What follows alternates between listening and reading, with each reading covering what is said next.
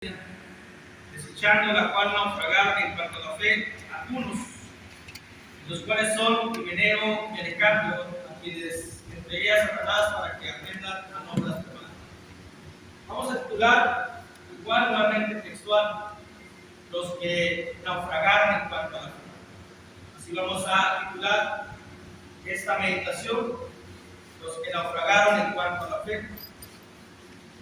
Creo que todos sabemos,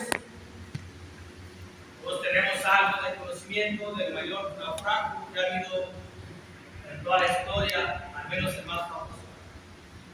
Aquel barco llamado el Titanic, aquel barco que los que lo hicieron decían que era indestructible según la historia que uno lee por ahí. Aquel barco que decía los que la construyeron que Dios podía hundirnos. Aquel barco que se sentían orgullosos, aquel barco que se sentían superiores, que se jactaban de la gran obra que habían hecho. Y nunca contaron que un pedazo de hielo, según la historia, un iceberg, chocaría aquel barco y los hundiera. Nunca tomaron en cuenta que no depende de ellos, sino que en todo momento siempre depende de Dios. Y un naufragio trae grandes pérdidas. Incluso la mayoría es una pérdida humana. Murieron muchas personas. Los que se salvan de un naufragio, pues es algo lamentable su situación en la que están. Porque pierden muchos bienes también, pierden muchos bienes económicos, pero lo que más pierden es su tranquilidad, su vida cotidiana, porque se sostienen sobre un pedazo de madera en aquel monstruoso mar que hay, en aquel mar que lo único que se ve es agua y agua, y que la noche es una completa oscuridad, donde se oye nada más el ruido del agua amenazando, y ahí está el que va naufragando físicamente, sostenido porque quiere vivir en ese pequeño pedazo de madera, se aferra a la vida, se sostiene, y a pesar del miedo y el pavor que le pueda estar causando la oscuridad de la noche, el miedo a posibles bestias marinas, animales que puedan salir y que puedan devorar, sigue ahí, pero uno puede ver la ansiedad, la preocupación, el miedo, el terror que inunda a aquella persona que está en un pedazo de madera o en un barco chiquito, una barca chiquita, contra todo el gran poder que tiene el océano, que tiene el mar, y las grandes tormentas que vienen, y los grandes huracanes que se forman, y los grandes ventarrones que se forman también. Y luego en el día no cambia la cosa, en el día no cambia la situación, en el día es un sol abrumador, es un sol directo a la piel, es un sol directo a la mente, y una sombrita, no hay agua que beber, no hay comida que comer, y empieza el delirio, y empieza la locura de aquella persona que está naufragando en cuestiones físicas, en cuestiones de su vida. Haberse embarcado y haber tenido un error que produjo que su barco se hiciera añicos, que ella se sostiene en ese pedazo de madera y que el sol le llega directamente. Y que quién sabe qué tanto estará pensando, quién sabe qué su mente dónde estará divagando, pero se sostiene ahí porque quiere vivir, pero sufre demasiado. Sufre en bande, ahora sí, ya gratis, cuando es un naufragio. Eso mismo pasa cuando un cristiano naufraga en la fe, cuando se pierde en la fe. Lo más fuerte que puede ser de que pierda la vida espiritual, pero si queda con un aliento de vida, va a sufrir demasiado en su vida temprana, en su vida temporal, en su vida presente. Va a sufrir en las noches de su conciencia, va a sufrir el día, el viento solar, va a sentir la soledad, va a sentir que hay un gran vacío, y en momentos va a tener delirios mentales también, espiritualmente hablando, porque ha naufragado en la fe. y es algo que no tiene caso llevar, es algo que no tiene caso sufrir. Si Dios nos invita a ir con el Señor Jesús, si Dios nos invita a que Jesús nos acompañe, a que Él sea el timón de nuestra vida, ¿para qué querer padecer? ¿Para qué sufrir? Me pongo a pensar yo, espiritualmente hablando, de la metáfora que nos presenta los que naufragaron en cuanto a la fe. Me pongo a pensar, ¿no sé qué si yo, por mi arrogancia, por mi presunción, naufrago la fe? O por los asuntos que vamos a considerar. Si en algún momento me llego a salvar, ¿cómo va a ser mi vida sufriendo? Por ello a veces uno dice, pues las pruebas espirituales pues son benéficas porque son para bien. Pero si vamos a padecer, lo que es el apóstol Pedro, como cristianos somos bienaventurados. Digo, pero si vamos a padecer aquí en el tiempo presente por los errores y equivocaciones de uno, pues qué insensatez, qué falta de sabiduría, qué necedad. Y luego, si no llegamos a buen puerto, un sufrimiento eterno, solo por las decisiones que cada uno comete. Por eso vamos a ver este tema, los que naufragaron en cuanto a la fe. La pregunta complicada o lógica es, ¿quiénes son? Y hay que considerar, hermanos, y si llegamos a tener algunas características de una frágil fe, volvemos a decir lo mismo. Dios nos da la oportunidad de considerar, de cambiar, y que veamos que esta es la verdad de la Biblia, que esta es la verdad de la palabra. ¿Por qué no querer vivir bien con Dios? ¿Por qué no querer estar bien con Dios? Cuando alguien está bien con Dios, va a haber sufrimiento, va a haber pruebas, va a haber adversidades, va a haber enfermedades, pero claro que hay una santa tranquilidad en la mente, que hay una santa tranquilidad en el hogar, a pesar de que hay problemas y fuertes, pero el cristiano tiene la capacidad por Dios para superar y soportar todo eso. No es lo mismo, no es lo mismo. Pero no sé qué pasa a veces con nosotros, que pensamos que por estar fuera de la iglesia las cosas se van a solucionar y culpamos a que estamos en el camino por lo que nos está pasando y nos alejamos, en vez de acercarnos a Dios, nos alejamos de Dios, y solo sin Dios nada somos, nada podemos hacer, dice la escritura del Evangelio de Juan. Vamos a ver quiénes son los que naufragaron en la fe. Son tres asuntos los que vamos a ver, o tres puntos. Primeramente son los que no mantienen la fe y la buena conciencia. Habíamos dicho, vamos a hacer un paréntesis en lo que es la mente, aunque aquí también es un tema de mente, de conciencia, pero lleva más aristas o lleva más características de otro tema. Primeramente, los que naufragan en la fe, para ponerlo en tiempo presente, son los que no mantienen la fe y la buena confianza. No mantener la fe. La fe, todos tenemos fe, pero algunos la tienen débil, otros la tienen fuerte la fe. Algunos puede ser que su fe esté para estar solamente un día en la iglesia, puede ser que su fe esté solamente para obedecer ciertos mandamientos y ciertos no. Es decir, el que no mantiene la fe es aquel que no obedece completamente el texto sagrado, es aquel que no obedece la palabra de Dios, no mantiene la fe, porque cuando llegamos aquí al cristianismo, profesamos que creíamos en Jesús. ¿Crees en Jesús? Sí. ¿Hasta cuándo la vas a ser fiel? Hasta la muerte. Creer es nada más, no es nada más un sentimiento.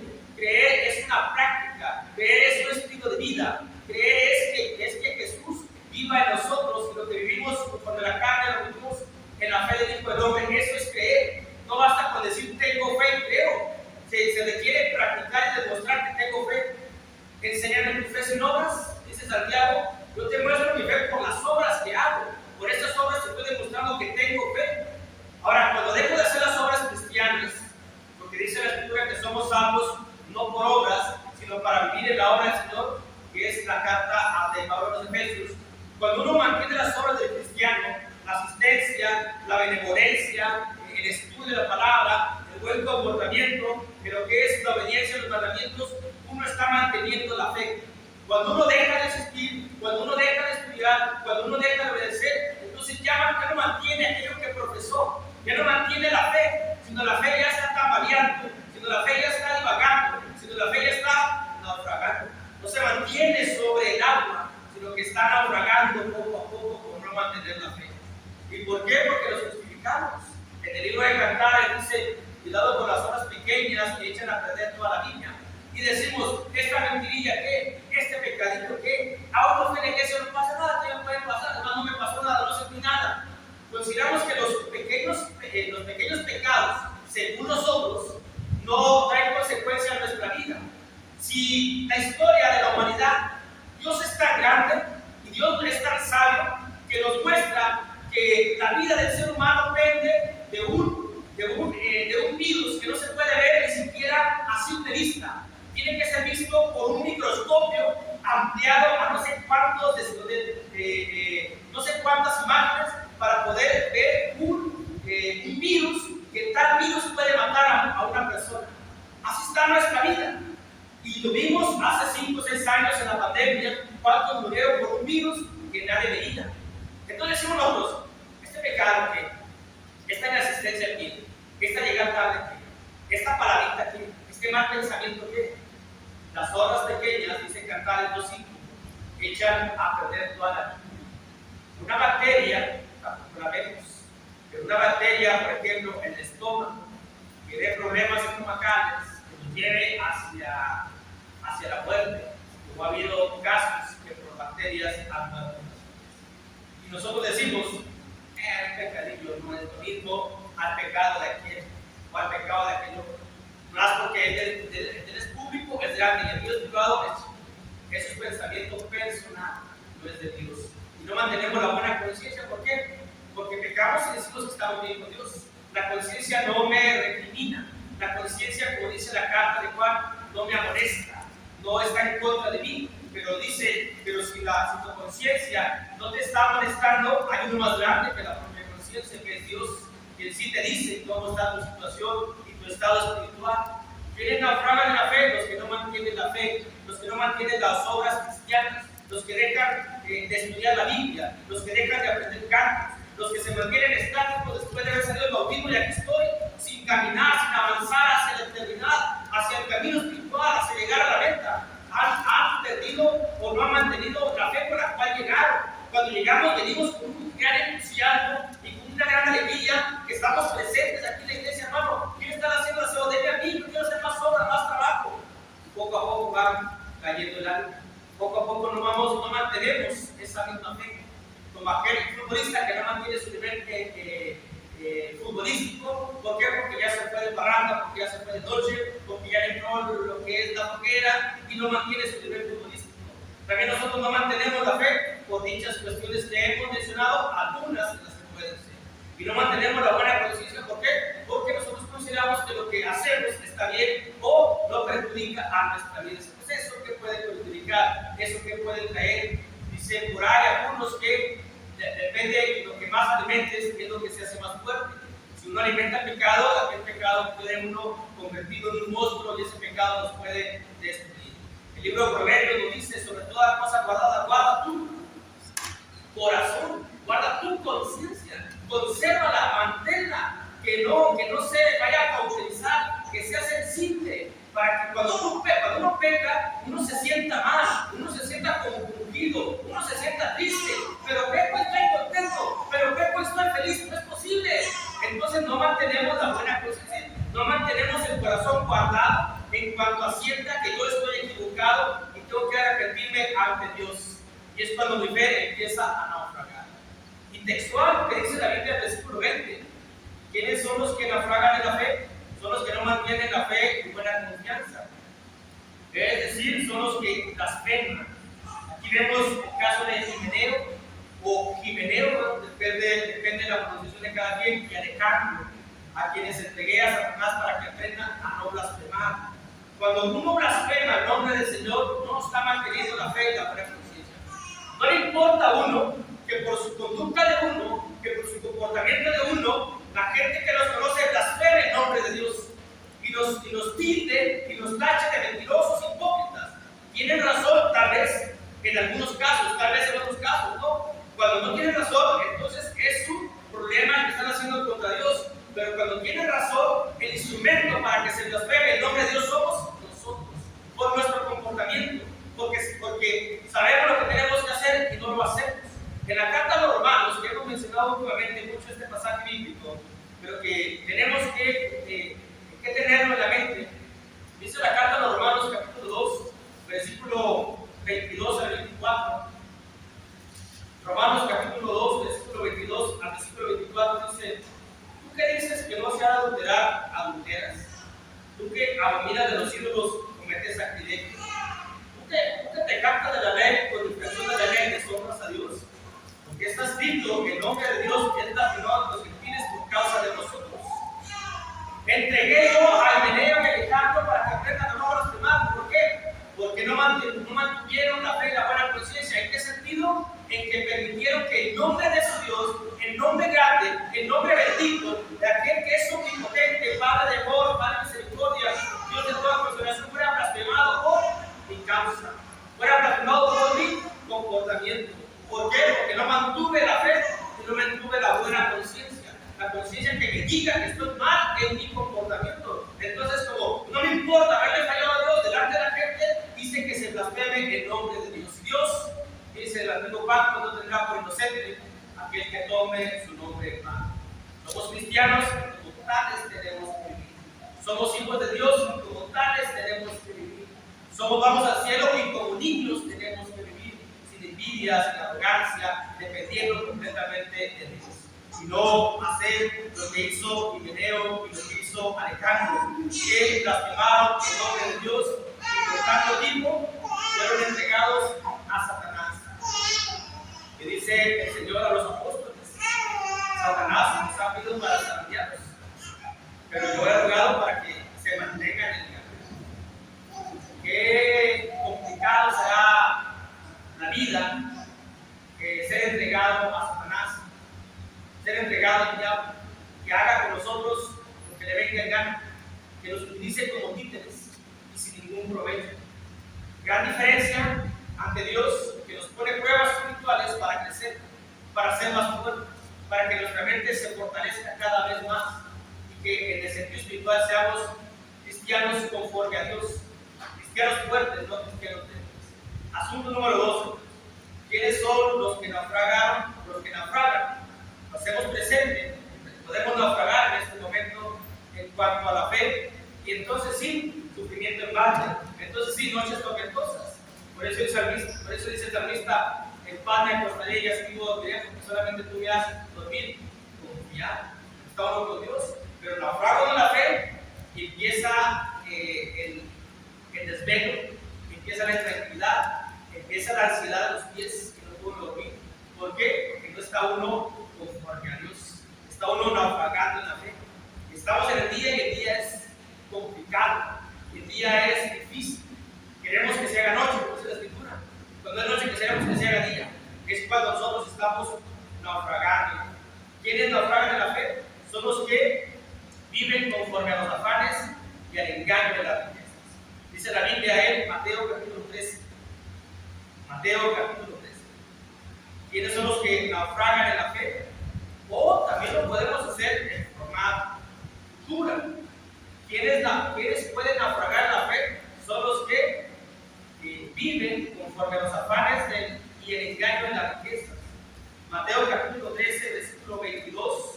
El Señor Jesús nos da la explicación de la parábola del sembrador. Nos enseña el tercer grupo donde cayó la semilla, aquel corazón donde cayó la semilla. Pero dice la bendita palabra de Dios en Mateo capítulo 13, versículo 22. El que fue sembrado en espinos, ese es el que oye la palabra, pero el afán de este siglo y el engaño de las riquezas ahogan la palabra y se hace infructuoso. Uno puede decir, bueno, ahogar la palabra, ¿dónde está la fe? Romanos capítulo 10, versículo 17, no estoy equivocado, dice: así que la fe es por el oír y el oír es por la palabra. No puede haber fe sin palabra, no puede haber fe sin estudio, no puede haber fe sin consejo de Dios. Cuando uno escucha la palabra, la fe emerge, la fe surge, la fe se hace fuerte, la fe se hace grande. Pero cuando uno se ahoga en la palabra que hemos escuchado, si no recordamos el mensaje de la mañana, o al menos los puntos claves que uno considera para su vida, los afanes de la vida misma, en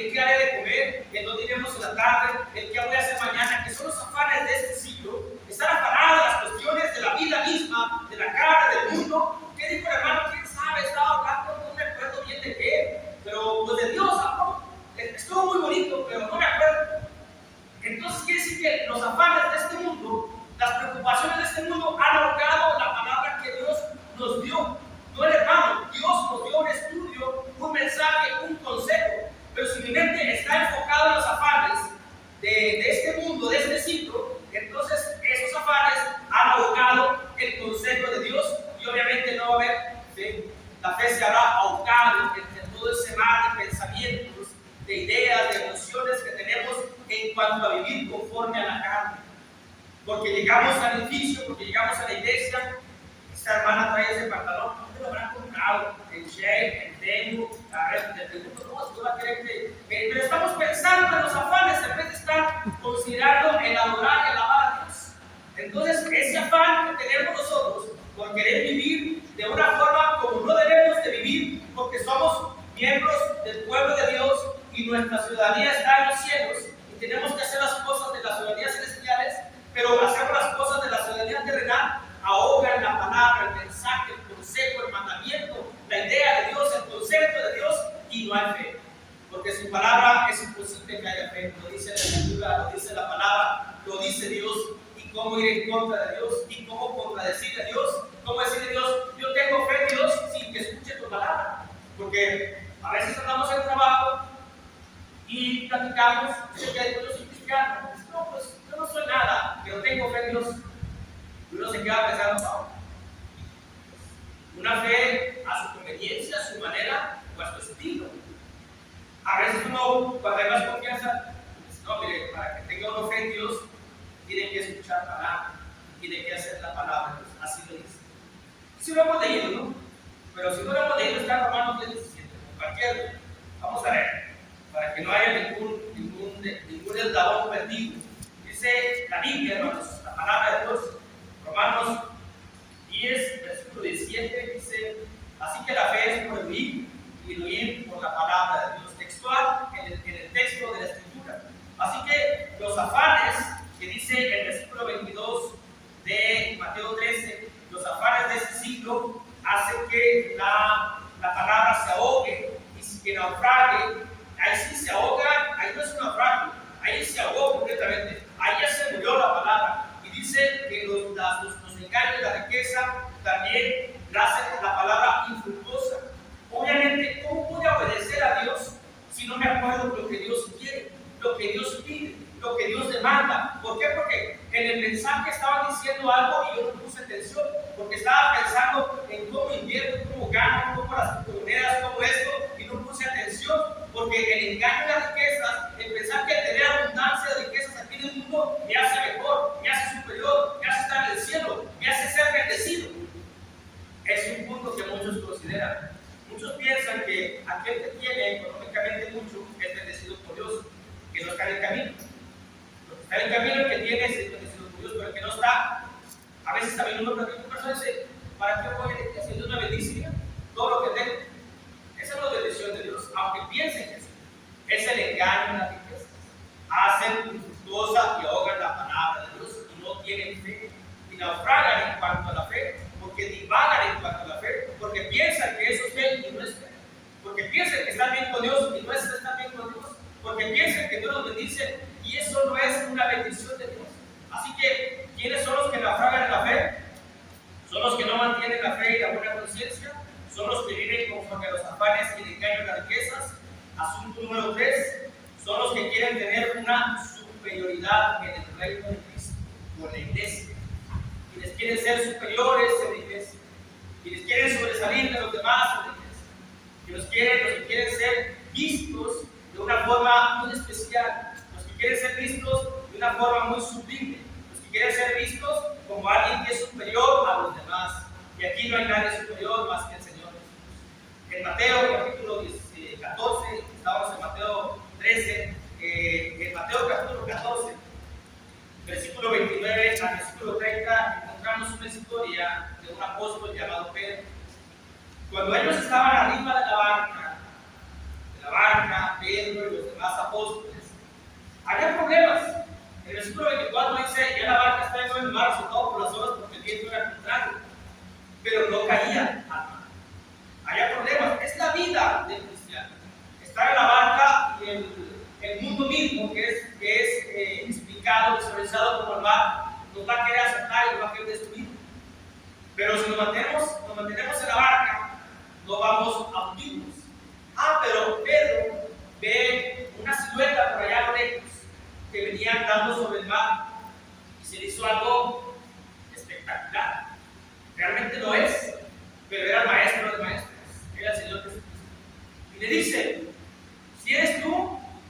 que yo vaya?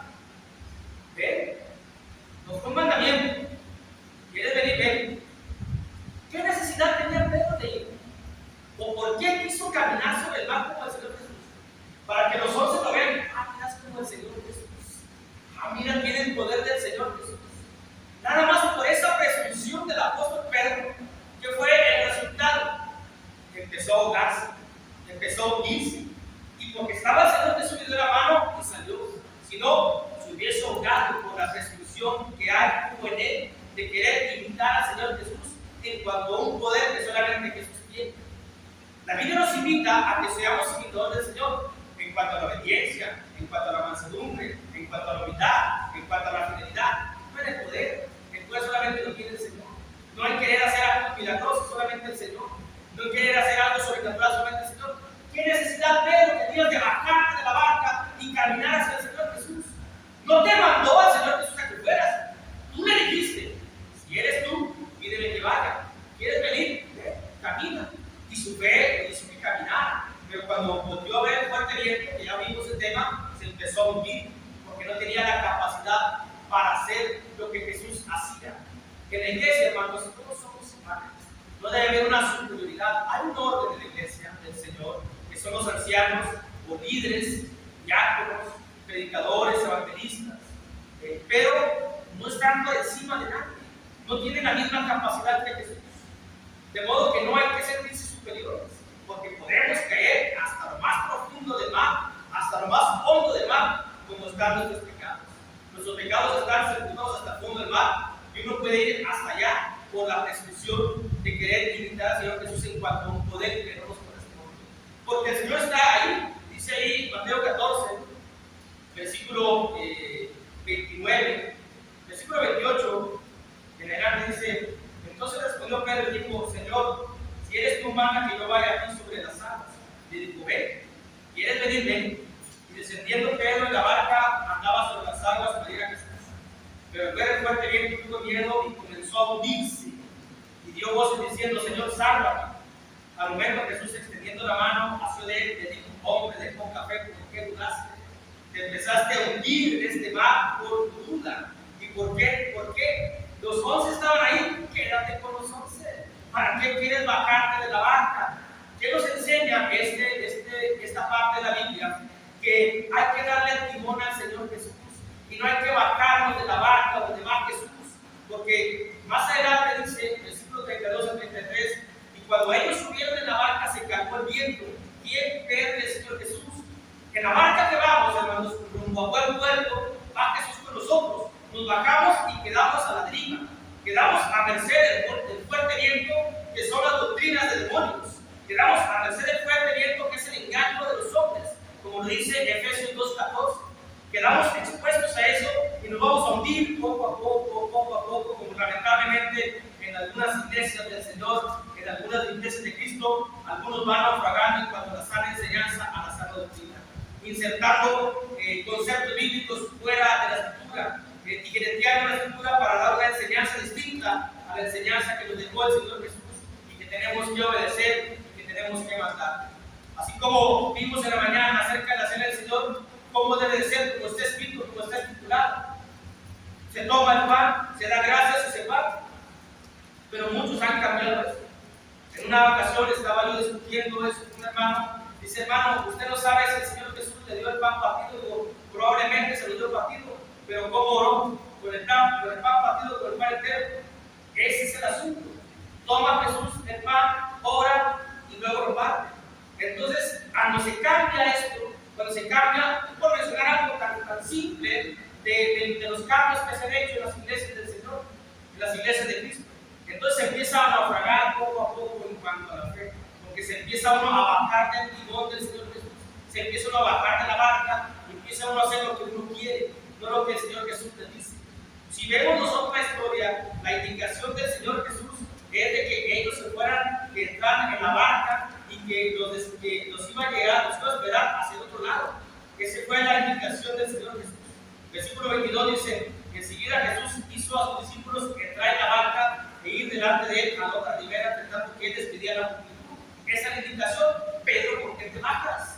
Nosotros, ¿por qué nos bajamos de la barca? Si con Jesús, hermanos, va a haber fuertes vientos, pero vamos a estar seguros en la barca.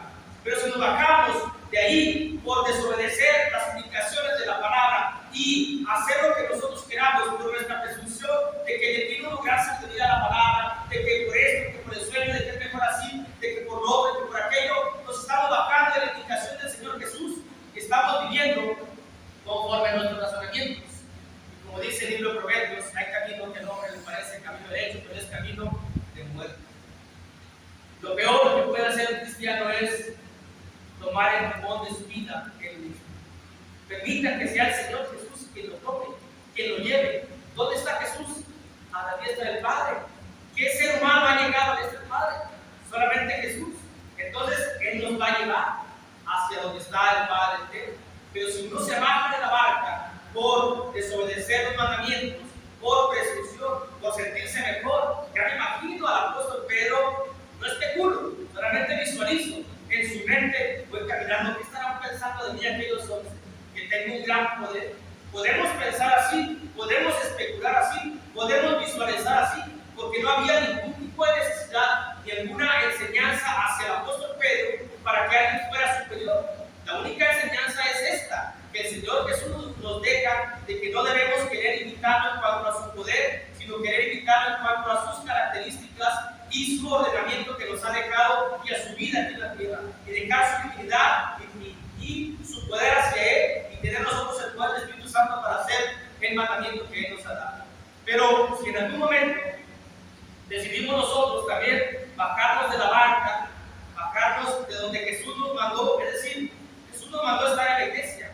Si nos bajamos de la iglesia, vamos a empezar a hundirnos, vamos a empezar a naufragar, hasta que estemos sepultados en el fondo del mar, juntamente con nuestros pecados pasados.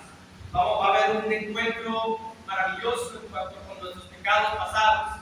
Y entonces es cuando uno ve a un cristiano que volvió a las andadas, que el pecado del vicio vuelve otra vez a tomar. ¿Por qué? Porque ha llegado hasta lo profundo. Y entonces se juntó con lo que Dios había sepultado, conforme dice el Antiguo Testamento, se juntó con eso y volvió otra vez en tiempo presente. En tiempo futuro, ¿qué va a ser? Un tormento, un infierno, una eternidad en el lago de fuego, en el lago de azufre, que nunca va a quedar extinto. Como cristianos, nosotros hemos dado un gran paso de fe, hemos dado un paso muy grande hacia la salvación. No retrocedamos, mantengamos, como hemos dicho también aquí, el camino espiritual no se inventa, ya está hecho.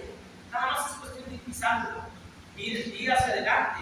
No vamos a inventar el libro negro del Evangelio, no vamos a inventar otra forma de vivir la vida cristiana si ya está plasmada y estructurada claramente en la palabra de Dios. No queramos inventar, no queramos hacer de más, simplemente lo que nos ha indicado el Señor, que eso hagamos para llegar hacia el buen puerto, hacia la eternidad, hacia el cielo. Nos bajamos de la barca y ¿qué? Nos vamos a empezar a hundir. Y entonces viene otra pregunta: ¿por qué Noé y su familia no se bajaron de la barca? Físicamente lo estaban viendo, nosotros no lo vemos, no tenemos esos ojos espirituales todavía. Los tenemos cuando leemos la Escritura, cuando tenemos la palabra. Pero uno dice: ¿por qué nosotros llegamos hasta la nueva tierra, que fue un tipo de lo que vamos a llegar nosotros? Porque salían afuera, ahí hacia la explanada del arca de Noé, y veían las fuertes olas, y veían todo como pura agua, y no había vida, no había vegetación, no había tierra firme. ¿Qué decían ellos? ¿Que me bajo? ¿Hacia dónde voy? Así es la vida de un cristiano. Fuera de la iglesia, fuera de la barca, no hay nada. Hay muerte, hay destrucción, hasta que lleguemos, hasta que encalle, hasta que llegue a buen puerto esta barca. Vamos a ver tierra firme, vamos a ver un nuevo mundo, como ellos lo vieron, porque después del diluvio cambió todo. No sé si han leído ustedes el libro de la verdad, se llama La Verdad, de la Iglesia de Cristo. Menciona que por allá en los altos en las montañas altas de Colorado, en una cueva, encontraron huesos de diferentes animales que no cohabitan, porque son animales que son depredadores unos de otros. Y la conclusión que llegaron es de que cuando fue el diluvio,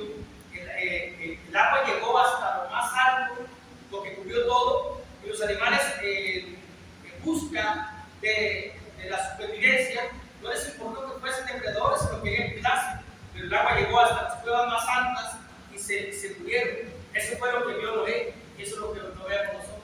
No vieron animales, no vieron peces, no vieron absolutamente nada que fuera una vida para poder vivir ellos, sino que lo que vieron fue destrucción.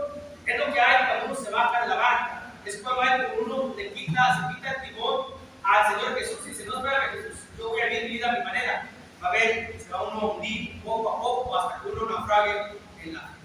Por eso, hermanos, en esta tarde, Dios nos invita en esta tarde a que veamos a Himeneo y Alejandro, a los que veamos a ellos, pero también que podamos ver a los héroes de la fe, como los conocemos, como el mismo Moisés, como el mismo Abraham, como todos los que se consideran que han llegado o que estarán por llegar a la tierra prometida, a la Canaán espiritual, y que veamos nosotros qué queremos ser.